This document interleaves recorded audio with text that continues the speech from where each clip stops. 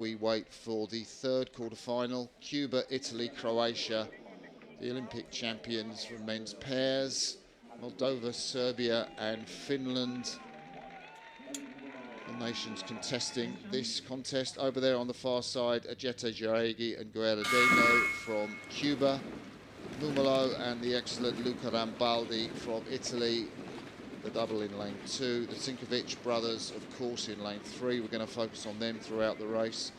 Vistoshi Shechikov and Kornusov from Moldova in 4 next to the Croatians. Filipic, Filipovic and Bednik from Serbia in 5. And Petinaimi and Kapui from Finland in 6. And again, we picked this one up in real time from the 500-metre mark, looking back. And what will you see is a reasonable start from all the crews, but a slightly better start from the Croatians, the Sinkovic brothers. They're the third boat in from the right, and they are at 40 strokes a minute. We see them there moving so well together. Comfortable now in the double scull. They look to be improving with every session, every outing they come out, and we see them again. And here they are, just leading one out towards 500. Unbeaten so far this season, of course, racing the pair in the last Olympiad, becoming Olympic champions in that event, coming back to the double scull. But just trailing them by the narrowest of margins is the Republic of Moldova. Yeah, Shrilly Vistoshi Shechikov, the 24-year-old, the youngster Ivan Kornusov, who took a medal in the under-23s at Varese, took second place there, got in the double with Vistoshi Shechikov really just for a few weeks. And, you know, if this is a great move, I think it's fantastic for the future of Moldovan rowing. Well, we were surprised and impressed with the Moldovans, weren't we, in the heat? And here they are again, going along with their boat more or less side by side with the Sinkovic brothers coming out here through 750. They've got to feel pretty good about that. Yeah, they have got to feel good. Sinkovic, I thought they moved beautifully in the heat. We look at their technique and just thought it was amazing. They're going to move away, I think, from the Moldovans now. Good to see the Italians up in the picture. Got an overlap on the Croatians. Just that half a boat length lead over the Cubans on that far side. Can't see the Serbians. What are they doing, Filipovic and Bednik? Well, what I can tell you is they're more or less level with the Cubans. So you can see the Cuban bow ball, number 1 in the blue at the top of the screen. And at the bottom of the screen out of the picture is Serbia. The data's telling me they're just 1 or 2 metres behind them. And we'll see that as we come through the 1,000. And would we have been expecting probably to see the Croatians clear out at this stage? I'm a bit surprised to see them coming through the 1,000 still with solid overlap with the 2 trailing crews. Yeah, it's a great shout, Sarah, and I think, you know, the surprise will be if they don't get clear water in this third quarter of the race. You know, that's where they've been strong, that's where the technique's been really good. And it's where they opened the distance out on that Spanish who tracked them in the Europeans. So, yeah, I think you're right to say it's a bit of a surprise. I think they are opening out and they're going to get clear water by the end of this third quarter. The Italians moving through the Moldovans.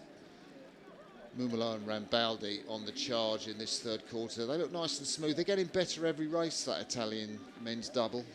So we see the Croatians start to move now, just moving to break away. And you're right, Martin, they are a second 1,000 crew. We have seen a couple of times this season crews right there with them for the first 1,000, and then it's in that third 500 that they really start to put the heat on those crews side by side. But locked together for second and third, it is Moldova and Italy. And I'll be interested to see how it goes with the Moldovans, because I guess the surprise is that there was someone overlapping them. And is that those Moldovans have gone so hard so early that they're now going to massively pay for it and sort of fall back down into the field? Because actually, if you just compared the position of the Croatians to the position of the Italians, you would say they've just smoothly moved away. It's almost the sort of Moldovan presence that's kind of confused our eye there. Yeah. Well, the stroke of the Moldovan crew, Ivan Kornusov, he was back in the 2019 World Championships when he was just a 19-year-old, 22 now, doing a fantastic job. You'd have thought the Serbians might be a little close up, but Well, they have got a last 500 charge, but the Moldovans look quite good in that position. Well, I think that's quite exciting to see whether Serbia will actually overhaul Moldova here, because Moldova were so brave, and that was great to see them going out. That was really exciting to see them up with the Croatians. But I'm kind of going to ask the question whether they've actually not really used their energy properly over the whole race, and now the Serbians are kind of moving against them pretty quickly. Yeah, I think the Serbians are in a good position. I mean, there's nothing that's more gratifying, I think, being in a race and seeing the hull of the boat that you're trying to catch slowly move alongside you. So the Serbians can see across, they can see that stern of Moldova now, and they'll know that they're back in the race and back in the hunt. Yeah, Moldovans still look good to me. I think Filipovic and Bednik have got a lot of work to do. I know there's enough water. And you can see it on the stroke rates in the corner of the screen for yourself. The Moldovans haven't gone up. They've been at 37 strokes a minute. I'm wondering just how tough their gearing might be, that they were out early, or whether they're able to wait and kind of sprint again. As it is, they have responded to that Serbian charge. They're holding it at half a length. If anything, they're actually coming back now on the Italians. So maybe we've counted them out too early. Maybe you're right here, Martin. Let's see. So it's Serbia on the charge. Despairing look from Alexander Bednik there. Can't quite see his bows going up. The Moldovans, who are trying to push through the Italians for that second place. The Croatians, the crews are coming back to them. Look at the race behind them. It is the Sinkovic brothers who take the win here. In second place, it is the Moldovans ahead of Italy. Serbia finish in fourth and will go to semi-final CD. That's a wow.